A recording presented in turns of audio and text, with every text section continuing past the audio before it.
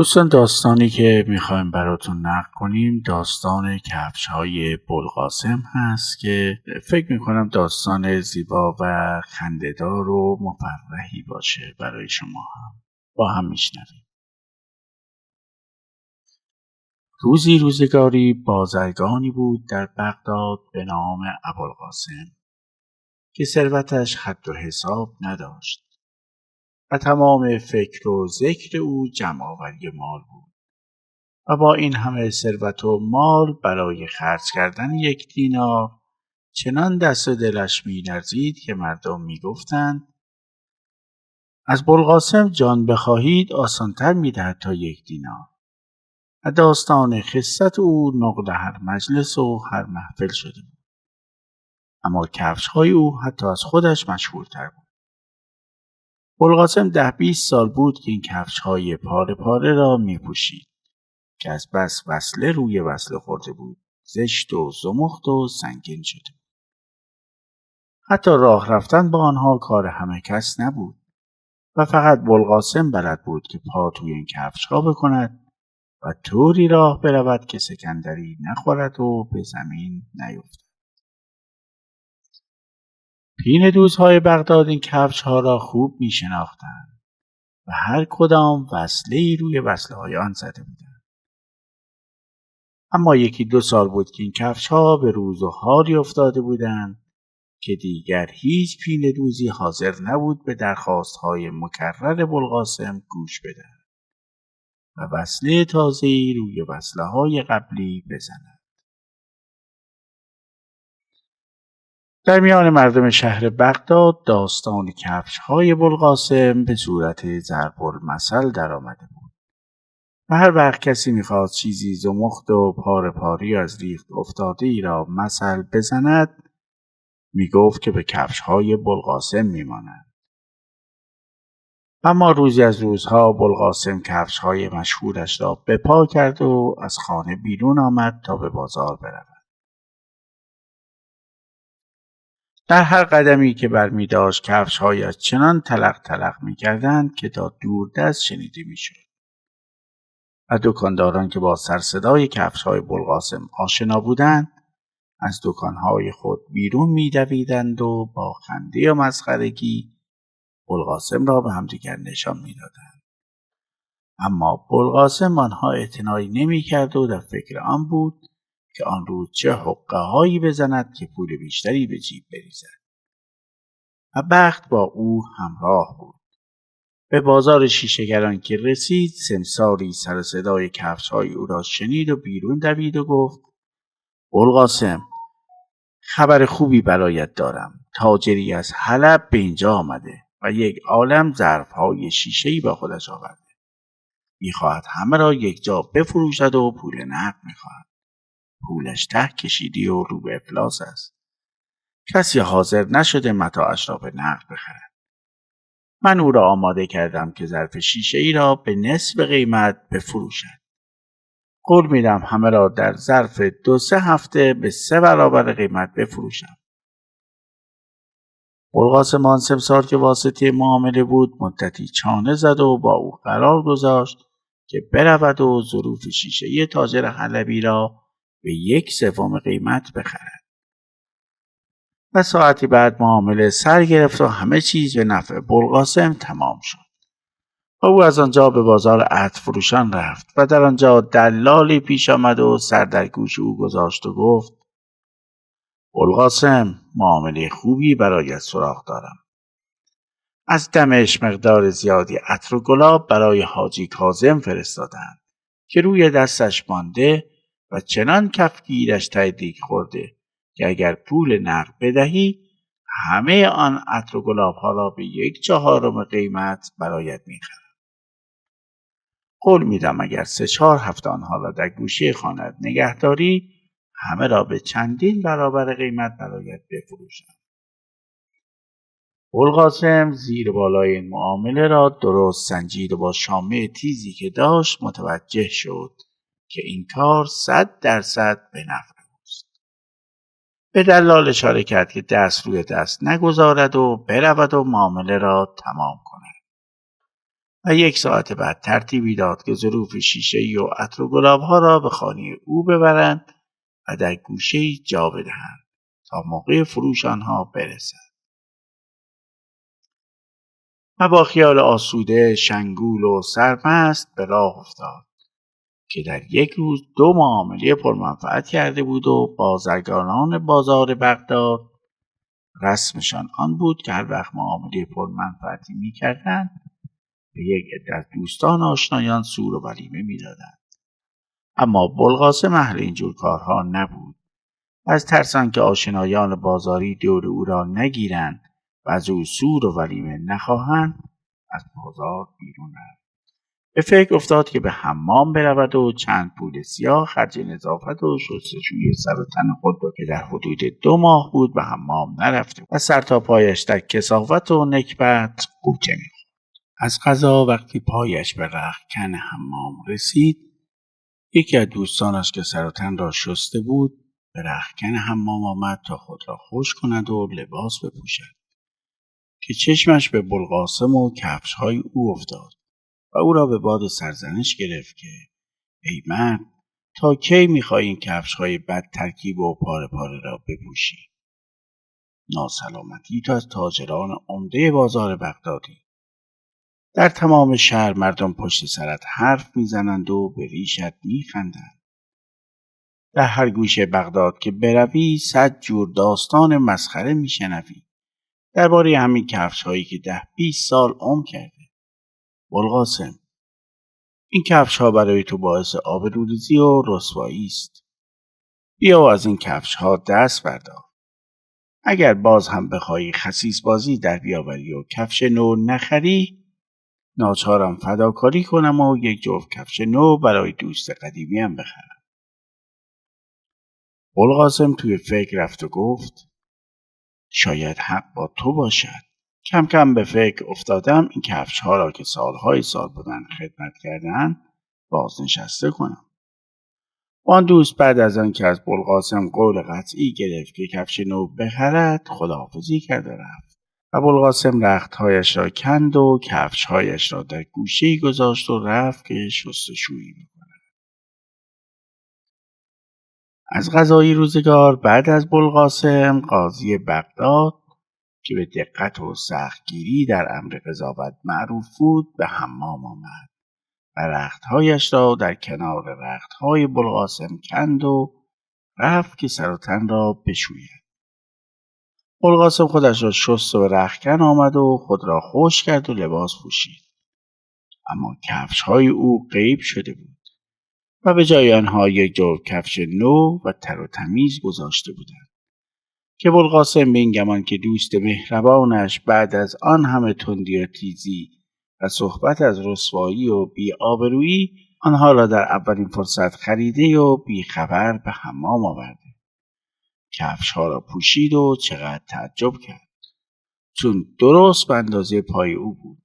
چابک و راحت از حمام بیرون آمد و با اینکه با کفش‌های کهنه خود انس گرفته بود، اما این کفش‌های نو از بس خوب و نرم بود غم و غصه از دست دادن کفش‌های مشهورش را از یاد برده بود و زیر لب می‌گفت گمان نمی‌کردم در این عصر و زمانه چنین دوستان خوب و عزیزی هم باشند که هدیه‌ای بی این خوبی به آدمی بدهند.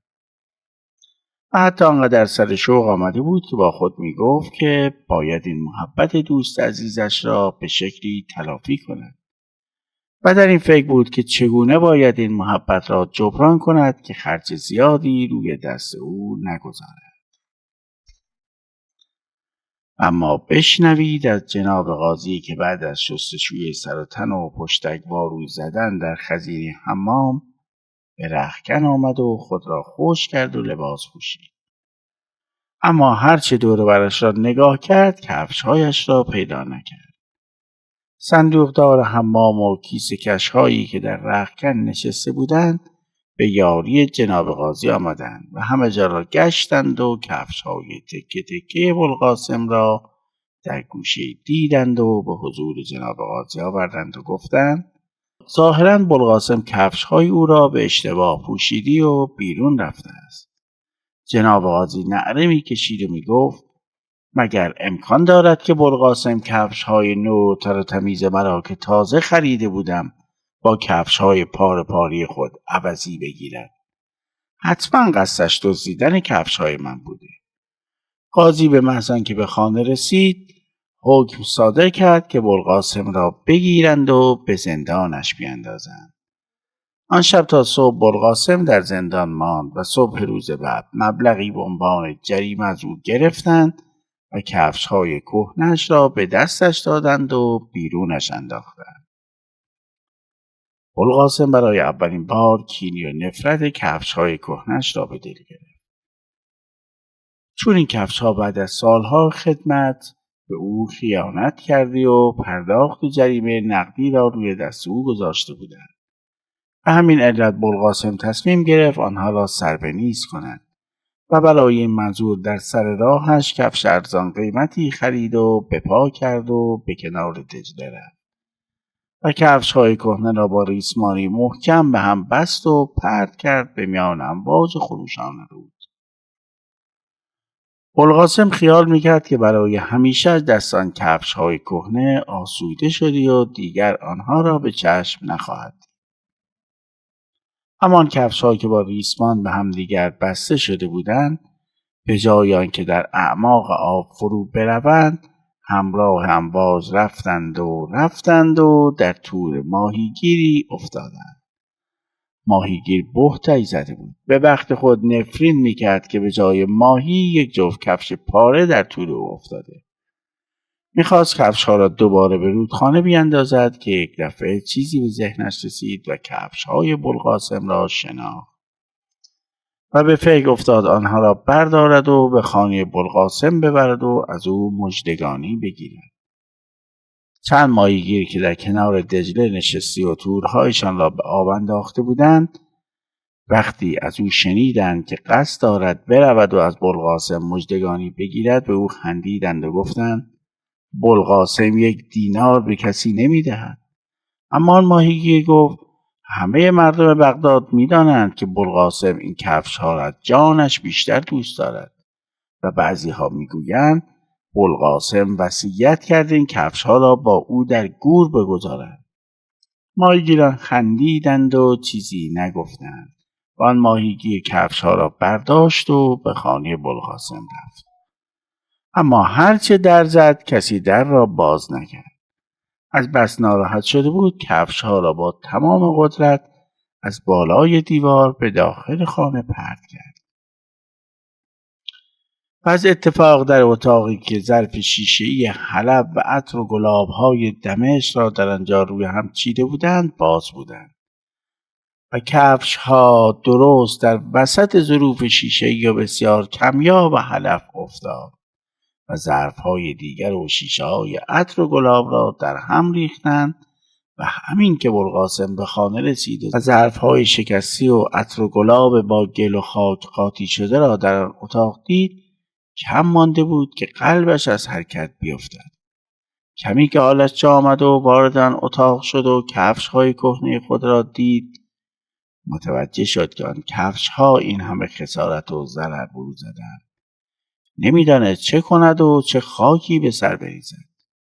موهای ریش و سرش را میکند و با مشت توی سر خود میکوفت و عاقبت برای آنکه آن کفش‌های لعنتی ضرر تازه‌ای به او نزنند شبانه بید و کلنگ را برداشت و رفت توی باغچه گودالی کند و کفش‌ها را ته گودال انداخت و با خاک آن گودال را دوباره پر کرد و با خیال آسوده به خوابگاه رفت.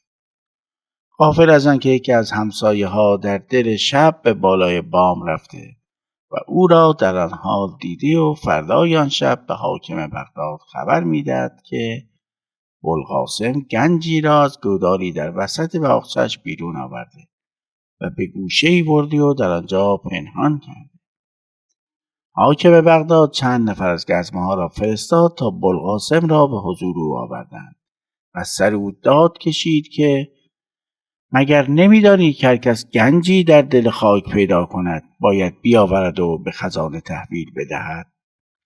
و هرچه بلقاسم قسم خورد و ادعا کرد که کفش‌های کهنه‌اش را در گودال دفن می‌کرده حاکم به تصور آنکه او را دست میاندازد دستور داد پاهای او را به فلک ببندند و چوبش بزنند و چند نفر را هم فرستاد که همه خانه او را زیر و رو کنند و گنج را هر جا که هست با خود بیاورند. اما آنها در آن گودال جز کفش‌های پاره بوالقاسم چیزی پیدا نکردند و در خانه او هم چیزی کشف نشد.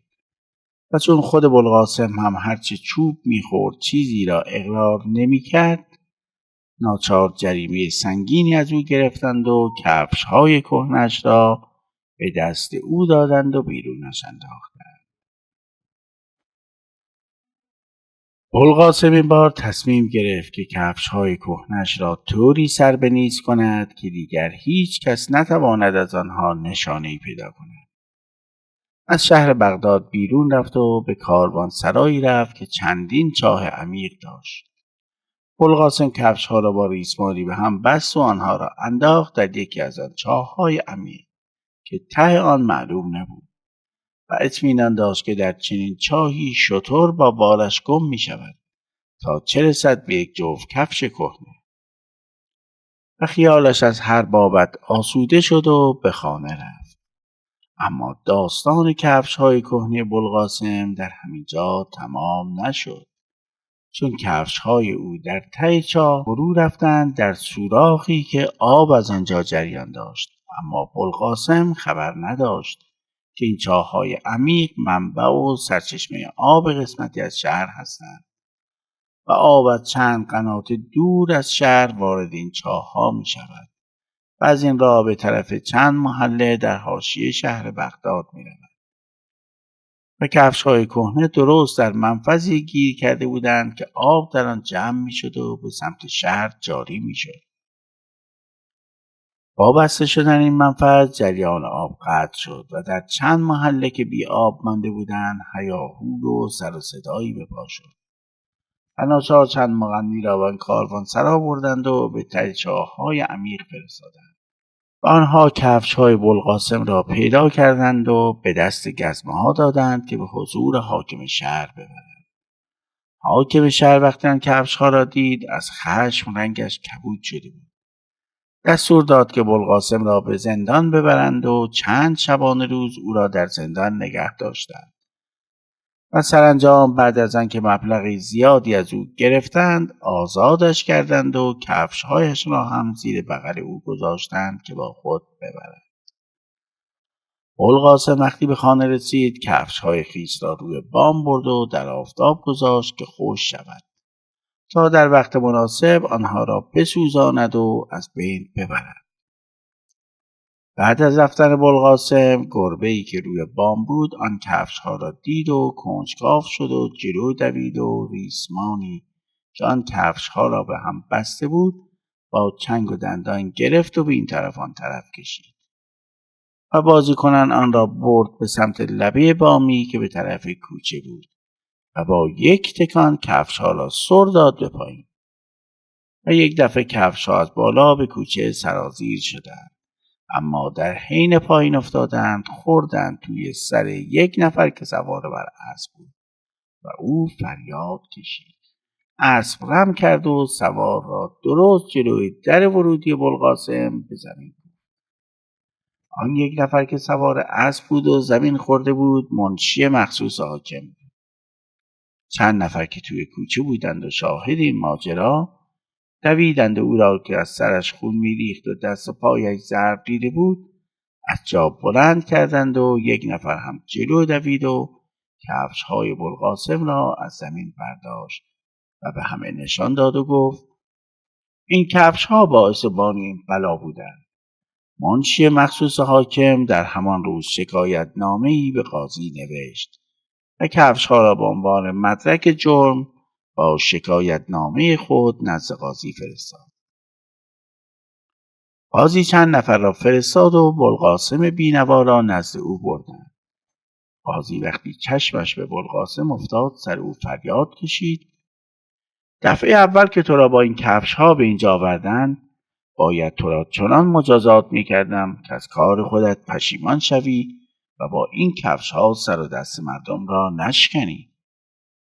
قاضی چند دقیقه تمام از بوالقاسم بدگویی کرد و انواع و اقسام اتهامات را به او وارد آورد.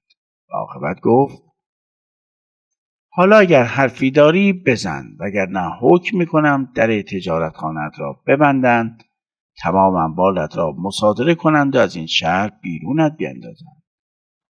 تو در این چند هفته صدای تمام مردم شهر بغداد را درآورده ای. هر کس از گوشه ای آمده است تا از تو شکایت کند. بوالقاسم بینوا اول چیزی نگفت. آنقدر احساس درماندگی میکرد که دلش میخواست دارش میزدند تا از این همه بدبیاری خلاص شود. اما عاقبت طاقت نیاورد و گفت: جناب قاضی، اگر به من فرصت بدهید که داستان را از اول تا آخر بگویم و شرح بدم که کفش‌های تکه تکه چه بلایی به سر من آورده و مرا از هستی ساقط کردی و به روز سیاه نشانده، من هم خودم را تسلیم شما میکنم تا هر حکمی که دلتان میخواهد بدهید. حتی اگر دستور بدهید دارم بزنند، خیلی خوشحال میشوم و از شما تشکر میکنم. قاضی اشاره کرد که داستانش را تمام و کمال شرح بدهد و بوالقاسم داستان را از روزی شروع کرد که در حمام به اشتباه کفش قاضی را پوشیده بود و به خانه رفته بود و هرچه در این چند هفته بر او گذشته بود شرح داد و بعد از تمام شدن داستان از جا بلند شد و کفش‌های کهنه‌اش را به هوا پرتاب کرد و آنها را در میان زمین و هوا با دست گرفت و گفت: حضرت قاضی، این کفش‌ها باعث و بانی این همه بلا و مصیبت بودند و من از همین حالا در محضر شما اعلام می‌کنم که این کفش‌ها از این به بعد مال من نیستند و اگر بلایی سر کسی آوردند و جنایتی کردند و خیانتی کردند به من مربوط نیست و شما می توانید این کفش‌ها را به محضر دادگاه بیاورید و از آنها بازجویی کنید و برای آنها حکم بدهید.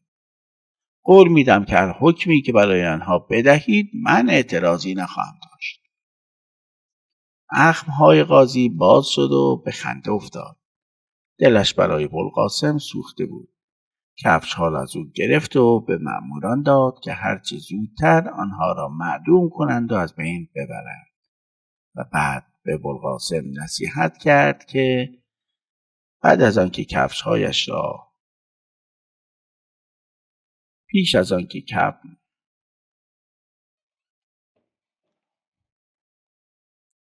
به بوالقاسم نصیحت کرد که بعد از آن کفش‌هایش را پیش از آنکه پاره و کهنه شود عوض کند و کفش نو بپوشد تا به این بلا گرفتار نشود. دوستان، این حکایت یا این افسانه و داستان رو برای شما خوندیم، اما از روی این حکایت فیلم سینمایی ساختن که اگر کسی یادش میاد اسم فیلم رو کامنت کنه. متشکریم و قصه ما به سر رسید. امیدواریم که قصه های شما هم به سر برسه. حق یارتان.